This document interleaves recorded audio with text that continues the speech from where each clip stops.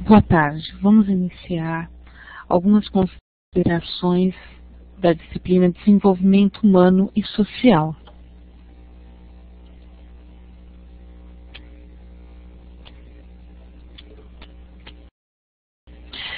Entre os mais importantes temas de desenvolvimento humano e social, os ligados à personalidade, motivação, inteligência e linguagem ocupam um papel central.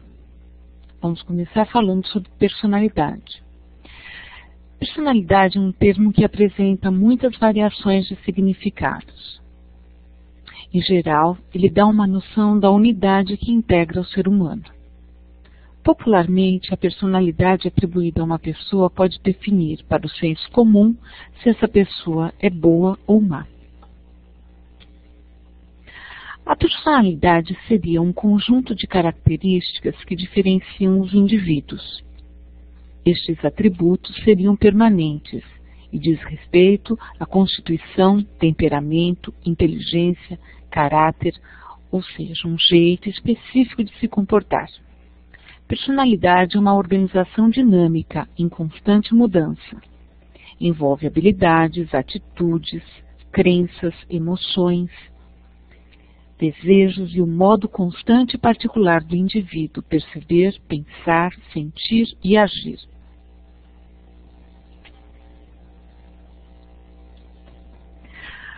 O princípio da globalidade fala da personalidade e segundo o qual a personalidade é tudo o que somos. Na personalidade estão integrados e fundidos os traços do sistema cognitivo, do sistema afetivo e do comportamental. Um outro princípio importante é o princípio social, segundo o qual a personalidade se desenvolve a partir de interações sociais e consiste nos hábitos e características resultantes de tais interações, que promovem o ajustamento do indivíduo no meio social. O princípio da individualidade pressupõe que a personalidade tem sempre uma dimensão singular, peculiar e exclusiva. Cada indivíduo é um ser sem precedentes, um ser único. Um outro princípio importante é o princípio da dinamicidade.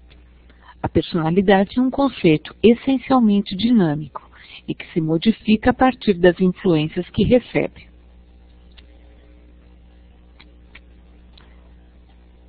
Estrutura da personalidade.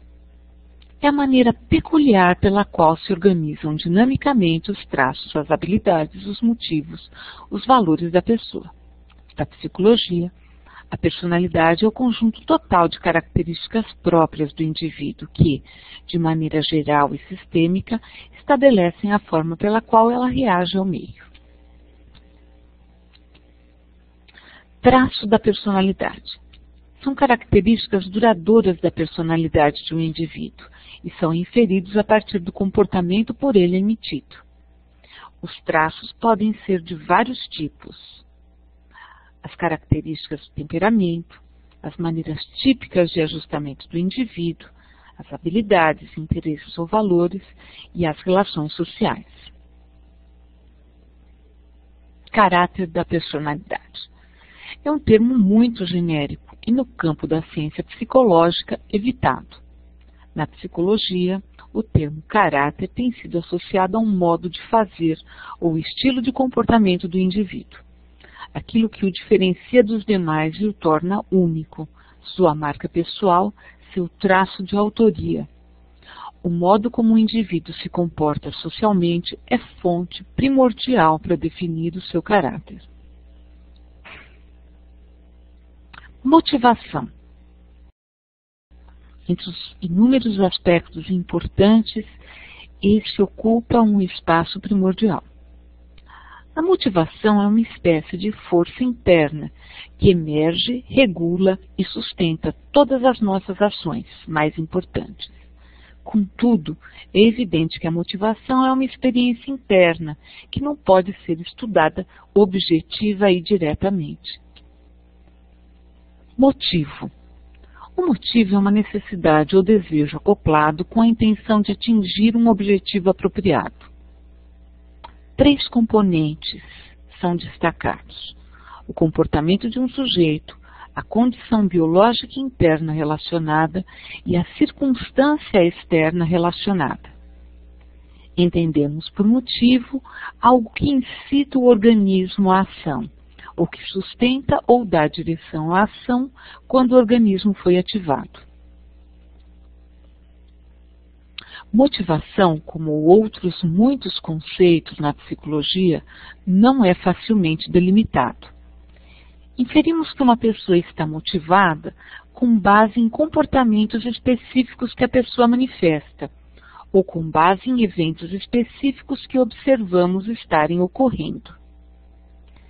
Sempre que sentimos um desejo ou necessidade de algo, estamos em um estado de motivação. Motivação é um sentimento interno, é um impulso que alguém tem de fazer alguma coisa.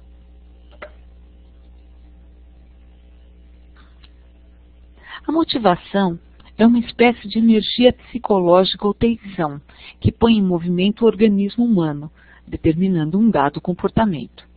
De modo geral, a motivação é tudo aquilo que impulsiona a pessoa a agir de uma determinada forma, ou pelo menos que dá origem a uma propensão de comportamento específico, podendo este impulso, a ação, ser provocado por um estímulo externo vindo do ambiente ou também ser gerado internamente, nos processos mentais do indivíduo. Não é algo, portanto, que possa ser diretamente observado.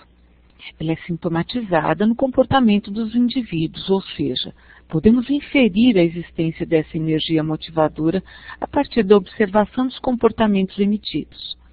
Um comportamento motivado se caracteriza pela energia relativamente forte nele despendida e por estar dirigida a um objetivo ou meta.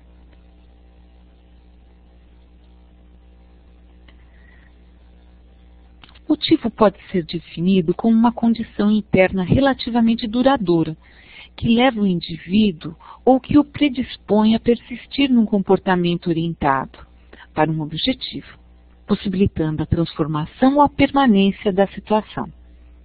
A fome, a sede, a curiosidade, a necessidade de realização são exemplos de motivo. Comportamentos motivados são os atos provocados pelo impulso interior.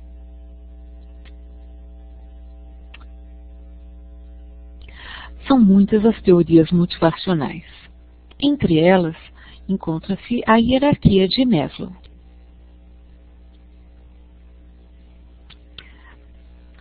Segundo Maslow, existem necessidades humanas e elas estão colocadas em categorias hierárquicas. Ele identificou 5.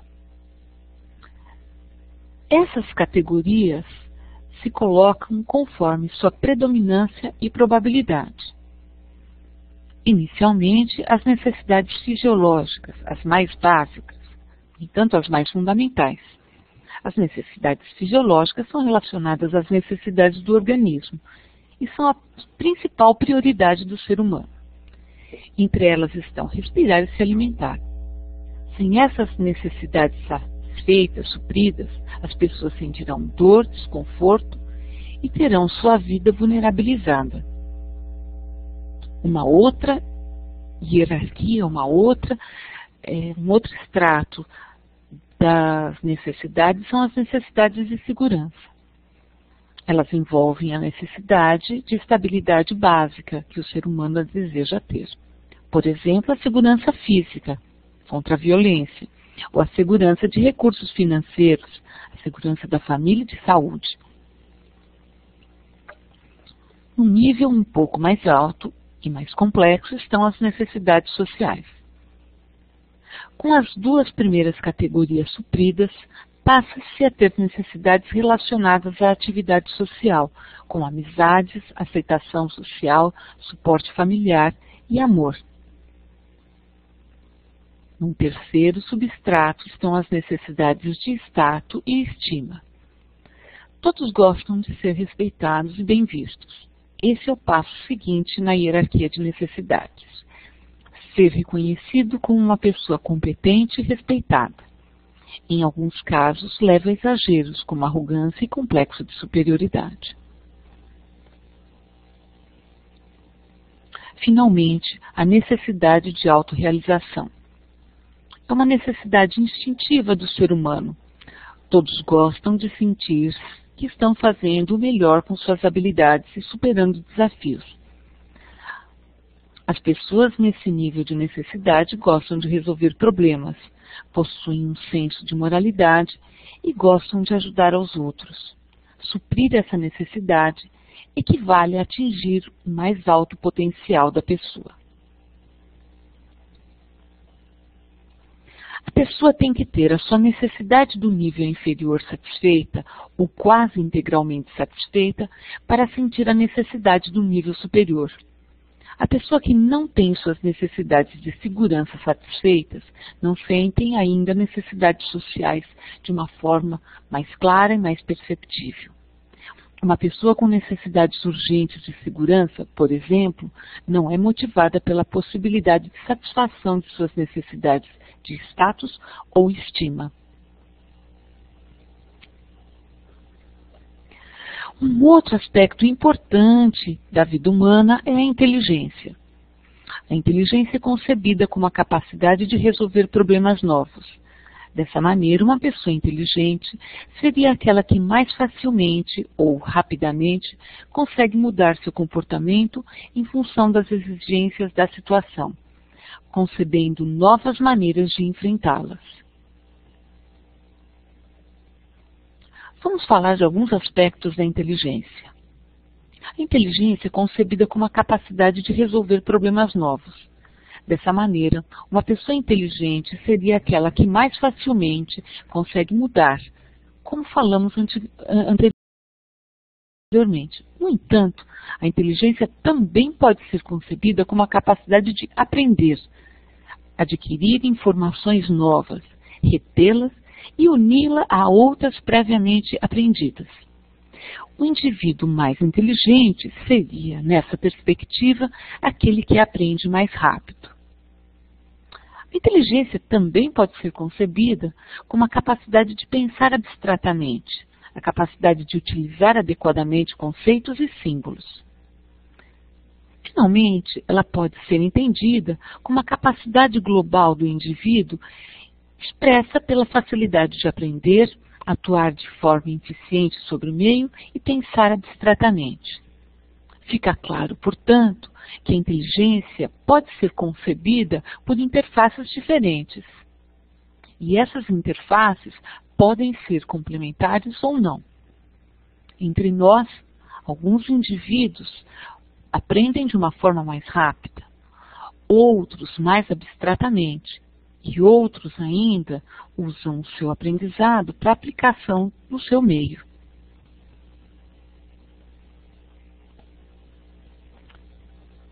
Mas devemos destacar que existem outros tipos de inteligência. Uma delas, por exemplo, é a inteligência linguística. Ela diz respeito às pessoas que possuem a capacidade de se expressar com facilidade, tanto oral quanto na forma escrita. Elas, além de terem uma grande expressividade, também têm um alto grau de atenção e uma alta sensibilidade para entender pontos de vista alheios. É uma das inteligências mais comuns. A inteligência motora é aquela que se refere a um grande talento em expressão corporal e uma boa noção de espaço, distância e profundidade. Tem um controle sobre o corpo maior que o normal, sendo capazes de realizar movimentos complexos, graciosos ou então fortes, com enorme precisão e facilidade. É presente em esportistas e em atletas profissionais. É um dos tipos de inteligência diretamente relacionado à coordenação e capacidade motora. A inteligência lógica refere-se à alta capacidade de memória e um grande talento para lidar com matemática e lógica em geral. Ela trata ainda da facilidade para encontrar solução de problemas complexos, tendo a capacidade de dividir esses problemas em problemas menores e ir resolvendo-os até chegar a uma resposta final. são pessoas organizadas e disciplinadas. Inteligência intrapessoal. É um tipo raro de inteligência, também relacionada à liderança. Quem desenvolve inteligência interpessoal tem uma enorme facilidade em entender o que as pessoas pensam, sentem e desejam. Ao contrário dos líderes interpessoais que são ativos, os líderes intrapessoais são mais reservados, exercendo a liderança de um modo mais indireto, através do carisma, e influenciando as pessoas através de ideias e não de ações. Entre os tipos de inteligência, esse é o considerado mais raro. Inteligência emocional. É um conceito em psicologia que descreve a capacidade de reconhecer os próprios sentimentos e os dos outros, assim como a capacidade de lidar com eles, ou seja, utilizado na psicologia para designar a inteligência que envolve habilidades para manipular as emoções, tornando-as coadjuvantes no processo de crescimento interno. O conceito de inteligência emocional pode ser concentrado em 5 habilidades, tais como autoconhecimento emocional, que trata de reconhecer as emoções e sentimentos quando ocorrem. O controle emocional, que trata da habilidade de lidar com os próprios sentimentos, adequando-os a cada situação vivida. A automotivação, que é a capacidade de dirigir as emoções a serviço de um objetivo ou realização pessoal.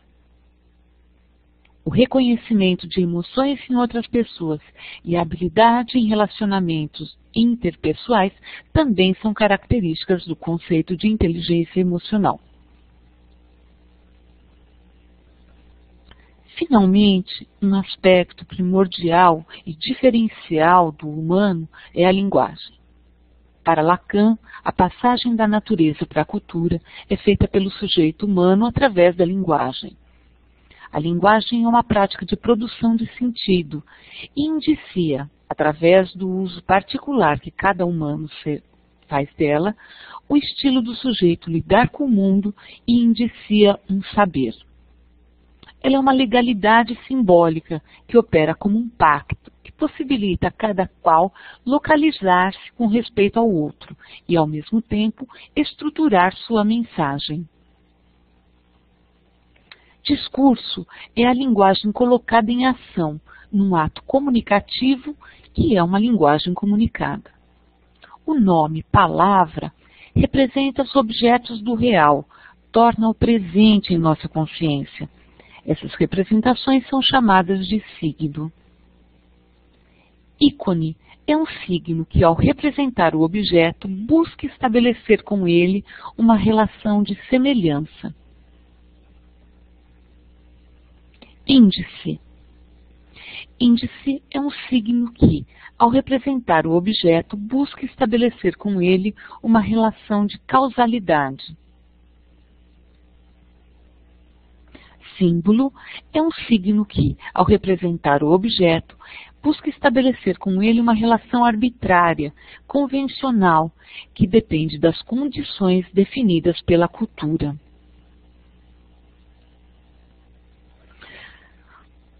Eu termino aqui a minha exposição e coloco-me à disposição para eventuais esclarecimentos.